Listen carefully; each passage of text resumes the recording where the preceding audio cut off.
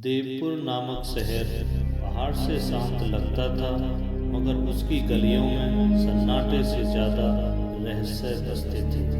यहाँ शाम होते ही दरवाजे बंद हो जाते, लोग खिड़कियों से झांकते और हर कोई किसी न किसी से डरता था। इस डर की जड़ कोई नहीं जानता था, पर डर पूरे शहर में फैल चुका था। इसी शहर में एक लड़की रहती थी, आरती, जो अनाथालय में बच्चों को पढ़ाती थी। दुनिया से थोड़ी अलग, सीधी सादी, कम बोलने वाली, उसका कोई अपना नहीं था। माँ बाप बहुत पहले छोड़ गए और आज भी वह हर रात इसी उम्मीद में सोती थी कि शायद माँ लौट आए, शायद पिता एक दिन दरवाजे पर दस्तक दे दें। मगर हर सुबह वही सन्नाटा, वही खालीपन उसका इंतजार करता था। एक रात जब वह बच्चों को पढ़ाकर लौटी और अपने छोटे से कमरे का दरवाज़ा खोला, तो उसने देखा कि दरवाजे के नीचे एक पुराना सा लिफाफा पड़ा था। उसका नाम उस पर लिखा था, आरती। अक्षर ऐसे थे जैसे किसी ने कांपते हाथों से लिखा हो। उसने चारों तरफ देखा, पूरी गली सुनसान थी। हवा की हल्की सी आवाज़ थी और दूर कहीं कुत्ते भौंक रहे थे। उसने लिफाफा उठाया, दिल तेज दहक रहा था। उसे लगा जैसे वह किसी खतरे को छू रही हो। कमरे में जाकर उसने दरवाज़ा बंद किया और दिए की रोशनी में कांपते हाथों से लिफाफा खोला। अंदर एक कागज़ था जिस पर शब्द लिखे थे, अगर तुम सच जानना चाहती हो तो कल रात शमशान के पीछे वाले पीपल के पेड़ के पास आना और किसी को कुछ मत बताना। आरती की सांसें रुक सी गईं। उसने कई बार वह पंक्तियां पढ़ी। शमशान का नाम सुनते ही उसके रोंगटे खड़े हो गए। पूरा शहर उस जगह से डरता था। कहा जाता था जब अजीब घटनाएं होती हैं, कई लोग गए फिर भी कभी लौट नहीं आए।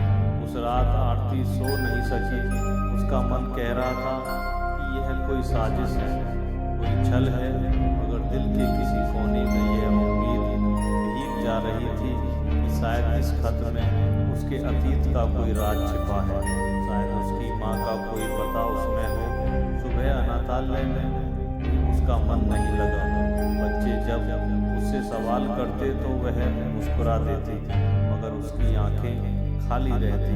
उसकी सहेली मीरा ने कई बार पूछा, क्या बात है आरती, आज तुम कुछ परेशान लग रही हो, मगर उसने कुछ नहीं बताया। खत की बात उसने किसी से नहीं कही, क्योंकि खत में साफ लिखा था, किसी को कुछ मत बताना।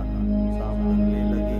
सूरज धीरे धीरे शहर के पीछे पहाड़ियों में छिपने लगा, जैसे रोशनी कभी देवपुर से डरती हो। आरती ने मन ही मन बहुत हिम्मत जुटाई और घर से निकल पड़ी। शमशान की तरफ जाने वाली सड़क सुनसान सी थी, हवा ठंडी थी और अंधेरा बढ़ता जा रहा था। पीपल का वह पेड़ दूर से ही नजर आने लगा। उसकी लंबी परछाइयाँ जमीन पर फैली थी, जैसे किसी ने काले हाथ फैला दिए। आरती का दिल जोर जोर से धड़क रहा था।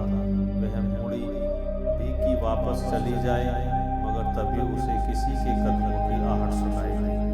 अंधेरे से एक आकृति बाहर निकली, एक बूढ़ा आदमी जिसकी आंखों में अजीब सी चमक थी।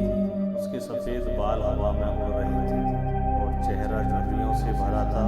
उसने धीमी आवाज़ में कहा, तुम ही हो आरती। आरती का गला सूख गया। उसने डरते हुए कहा, आप कौन हैं और आपने मुझे यहाँ क्यों बुलाया है? बूढ़े आदमी ने गहरी सांस ली और कहा, क्योंकि तुम सच जानने की हकदार हो, वह सच जिसे देवपुर ने सालों से जमीन में दफना रखा है। उसने अपनी लाठी जमीन पर टिकाई और पीतल के पेड़ की तरफ देखते हुए कहा, हमारी माँ जिंदा है। यह सुनते ही आरती के पैरों तले जमीन खिसक गई। उसने कांपते स्वर में कहा, यह झूठ है, मेरी माँ बहुत पहले मर चुकी है। बूढ़ा आदमी बोला, नहीं बेटी, तुम्हारी माँ को मारा नहीं गया, उसे इस शहर ने जिंदा दफन कर दिया। आरती की आंखों से आंसू बहने लगे। उसका दिमाग सन्न हो गया। वह कुछ समझ नहीं पा रही थी। उसने कहा, आप ये सब क्यों कह रहे हो? मुझे सच बताइए। बूढ़े ने चारों तरफ देखा जैसे किसी का डर हो, और फिर धीमी आवाज में बोला, देवपुर की इज्जत की खातिर हर साल एक औरत को कुर्बान किया जाता है। उस साल तुम्हारी माँ को चुना गया था। आरती चीख पड़ी, यह झूठ है, यह सब झूठ है, मेरी माँ ऐसी नहीं थी। आदमी बोला, मैं जानता हूँ बेटी, मैं ही वह इंसान जिसने तुम्हारी माँ को यहाँ इस पीपल के पास छोड़कर भागे जाने की हिम्मत नहीं की थी, लेकिन मैं भी कुछ नहीं कर सकता। मैं डर गया और यही डर आज तक मुझे जीने नहीं देता। इतना कहकर वह जमीन पर बैठ गया और रोने लगा। आरती की आंखों के सामने अंधेरा छा गया।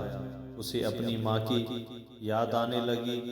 उसका आंगन में झाड़ू लगाना, उसे गोद में उठाकर कहानियाँ सुनाना, सब कुछ एक पल में जिंदा हो उठा। उसने कहा, मेरी माँ अब कहाँ है? बूढ़े ने कांपते हाथों से शमशान के पीछे की झाड़ियों की ओर इशारा किया और कहा, वहीं जहाँ से कोई वापस नहीं आया।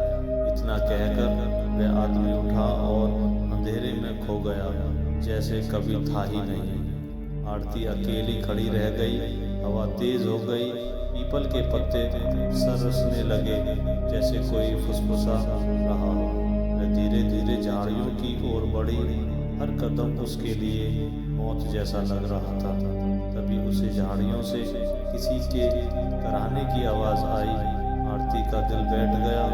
आरती धीरे धीरे झाड़ियों की ओर बढ़ी। उसके कदम लड़खड़ा रहे थे। दिल इतनी तेज धड़क रहा था कि उसे लग रहा था आवाज़ बाहर सुनाई दे रही होगी।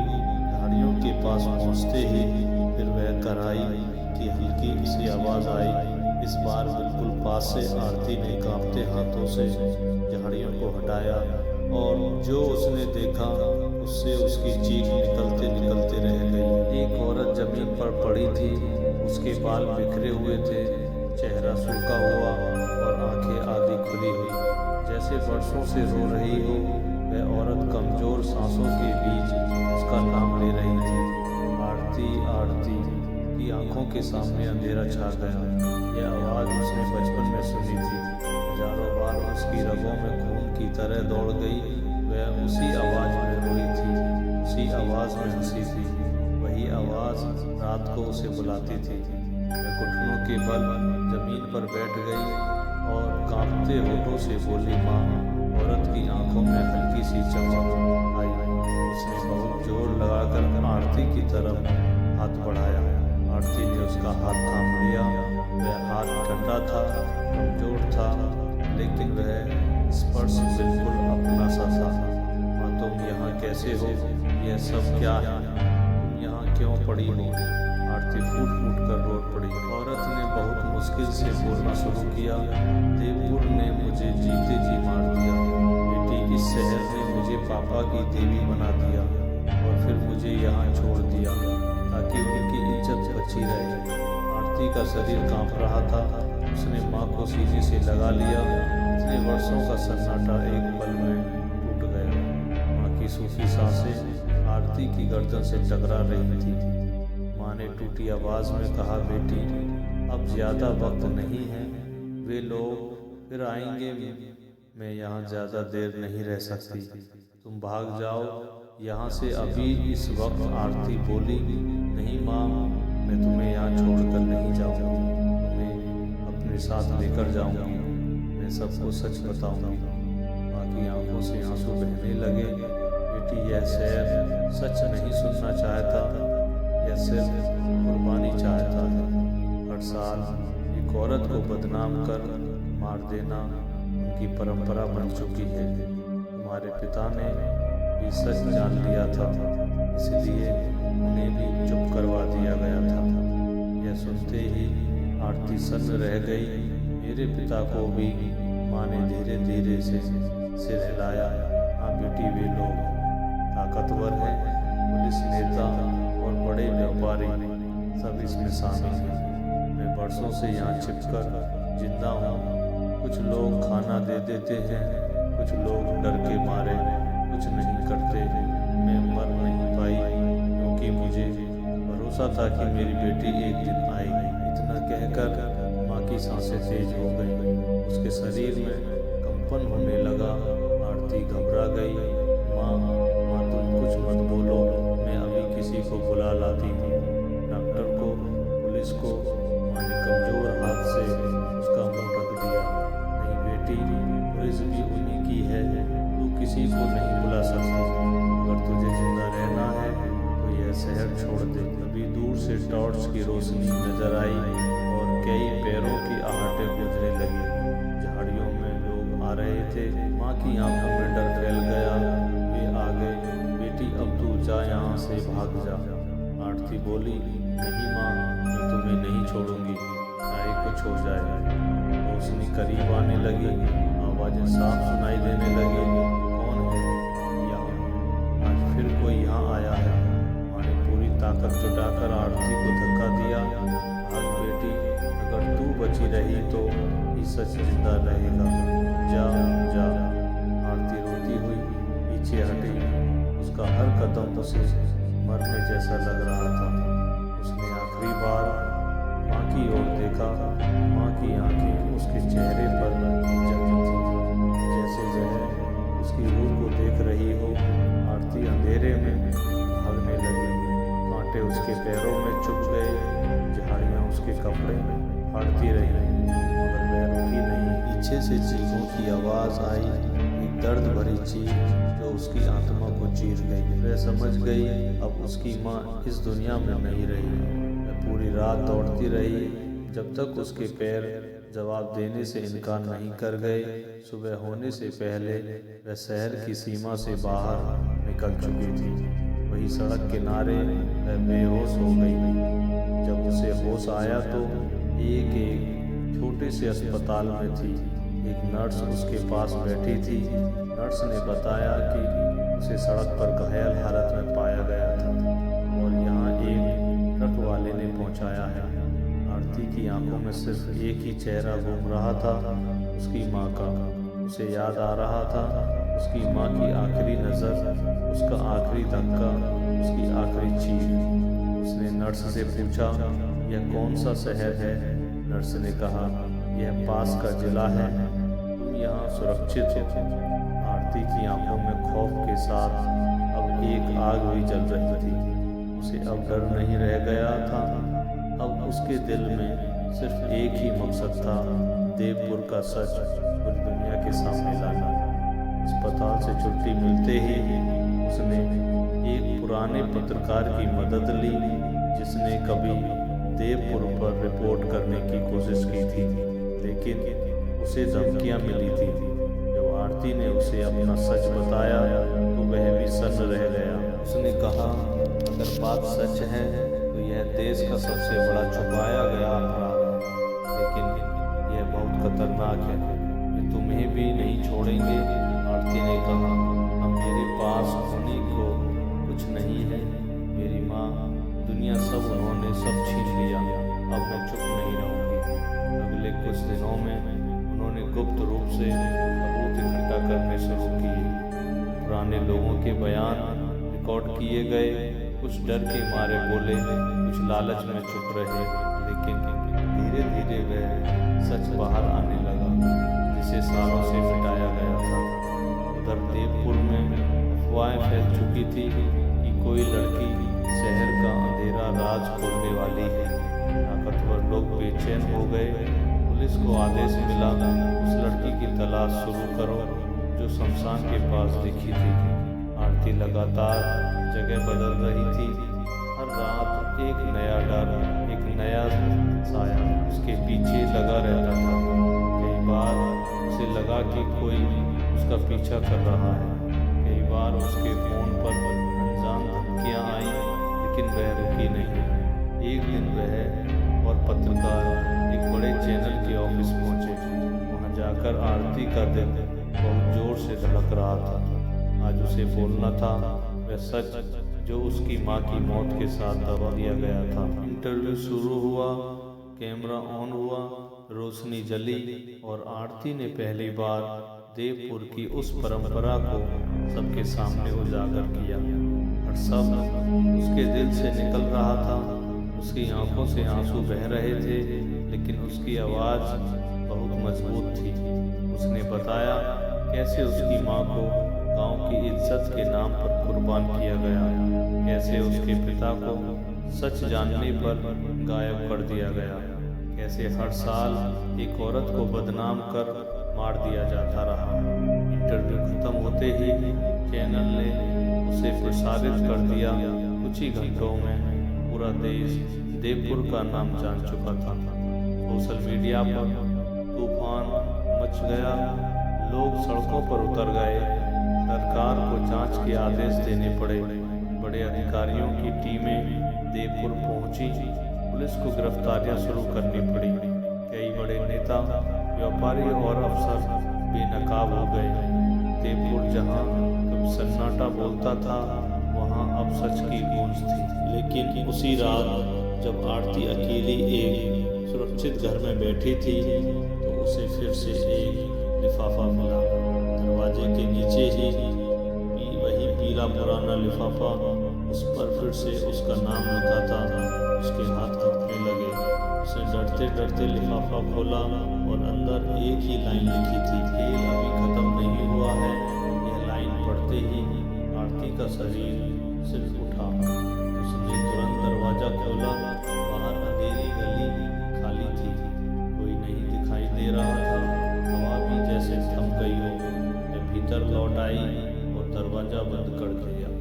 उसका दिल बार बार यही कह रहा था कि देवपुर की जड़ें अभी भी पूरी तरह कटी नहीं है। रात भर वह सो नहीं सकी। हर आहट पर वह चौंक जाती। उसे लगता कोई आकर सब खत्म कर देगा। सुबह होते ही उसने पत्रकार को फोन किया और खत के बारे में बताया। पत्रकार कुछ देर चुप रहा, फिर बोला, इसका मतलब साफ है, कुछ लोग अभी भी बचे हुए हैं और वही सबसे खतरनाक होते हैं। उसी दिन दोपहर को उसे एक गुप्त कॉल आई। नंबर पहचान में नहीं आया। उधर से एक बदली हुई आवाज़ आई, अगर अपनी जान प्यारी है तो मीडिया से दूर रहो, वरना जो तुम्हारी माँ के साथ हुआ वही तुम्हारे साथ होगा। आरती ने कांपते हुए फोन काट दिया, लेकिन उसके चेहरे पर अब डर से ज़्यादा गुस्सा था। उसने पत्रकार से कहा, अब पीछे हटना नामुमकिन है, अब तो और आगे जाना होगा। इसी बीच देवपुर में गिरफ्तारियां तेज हो चुकी थी, लेकिन कई बड़े नाम अब भी बाहर थे, जिनके खिलाफ सबूत धीरे धीरे सामने आ रहे थे। कुछ गवाह अचानक गायब हो गए, कुछ ने बयान बदल दिए। पूरे मामले में एक अदृश्य ताकत बार बार हस्तक्षेप कर रही थी। एक दिन एक बूढ़ा आदमी, जिसे आरती जानती नहीं थी, पत्रकार के ऑफिस आया। उसने कहा, मेरे पास उस परंपरा से जुड़ा आखिरी और सबसे बड़ा सबूत है, लेकिन मैं आरती से अकेले में मिलना चाहता हूँ। पत्रकार ने मना किया, यह बहुत खतरनाक है। लेकिन आरती ने कहा, अगर यह सच का आखिरी दरवाज़ा है तो मुझे खुद जाना होगा। शाम ढलते ही एक सुनसान जगह पर मुलाकात तय हुई। वही पुराना रेलवे गोदाम जो वर्षों से बंद पड़ा था। आरती अकेली वहाँ पहुंची। उसका दिल तेजी से दहक रहा था। अंधेरे में से वही बूढ़ा आदमी बाहर आया। उसने कांपती आवाज में कहा, बेटी, मैंने उस रात सब कुछ देखा था जब तुम्हारी माँ को यहाँ छोड़ने लाया गया था। मैं उन 4 लोगों में से एक था जिन्होंने वह पाप किया। आरती की मुट्ठियाँ खिंच गईं। उसने गुस्से से कहा, फिर तुम आज क्यों जिंदा हो? बूढ़े की आंखों से आंसू गिरने लगे। मैं हर रात मरता हूँ बेटी, मैं आज इसलिए आया हूँ क्योंकि मेरे पास उस रात की रिकॉर्डिंग है। मैंने डर के मारे सब कुछ छिपा लिया था, लेकिन अब मौत पास है और मैं सच को मरने नहीं देना चाहता। उसने जेब से एक पुरानी पेन ड्राइव निकाली और आरती के हाथ में थमा दी। यही सबूत सभी चेहरों का है जो अब तक छुपे रहे। इतना कहकर वह थरथराने लगा और जमीन पर बैठ गया। उसकी सांस फूलने लगी। आरती उसे संभालने गई, लेकिन तभी दूर से गोलियों की आवाज़ आई। एक गोली सीधा उस बूढ़े के सीने में लगी और वह वहीं गिर पड़ा। उसकी आंखें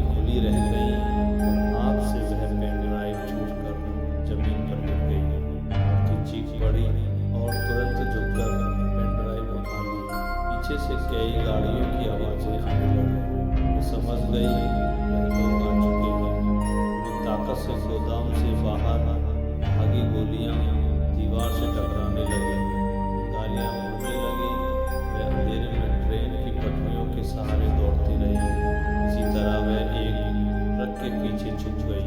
ट्रक चालक ने घबराकर गाड़ी आगे बढ़ा दी और आरती उसी के साथ शहर से बाहर निकल गई। उसकी जान बाल बाल बची थी।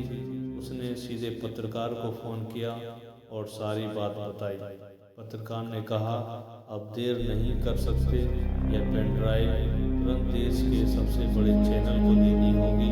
अगले दिन सुबह पेन ड्राइव की सामग्री सब सामने आई तो पूरे देश में भूचाल आ गया। उसमें साफ वीडियो थे उन सभी के जहां तय किया जाता था इस औरत को इस साल कुर्बान किया जाएगा।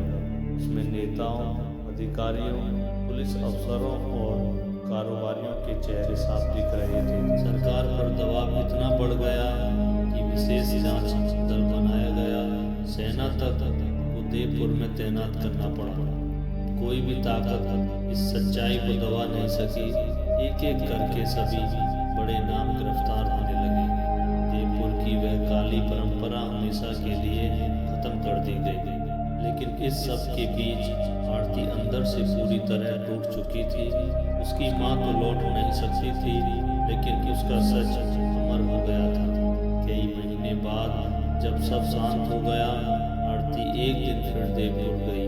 वह उसी पीपल के पेड़ के पास खड़ी रह गई जहाँ उसने अपनी माँ को आखिरी बार देखा था। उसने वहाँ एक छोटा सा दीपक जलाया और कहा, माँ, अब कोई और बेटी तुम्हारी तरह जिंदा दफन नहीं होगी। यह शहर अब सच के साथ जिएगा।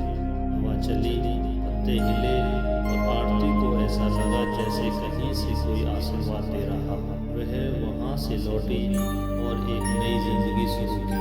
उसने एक ऐसा आश्रम खोला जहाँ उन औरतों को सहारा मिलता जो समाज के डर से टूट चुकी थी। देवपुर अब फिर से एक शहर बन चुका था। रहस्यों का कब्रिस्तान नहीं, लेकिन कहानी यहीं खत्म नहीं होती। कई साल बाद एक छोटी सी बच्ची ने अपने घर के दरवाजे के नीचे एक पीला लिफाफा पाया। उस पर लिखा था, तुम भी सच जानने वाली हो। बच्ची ने लिफाफा उठाया और आसमान की ओर देखा। पीपल के पत्ते फिर से सरसराने लगे। सच कभी मरता नहीं।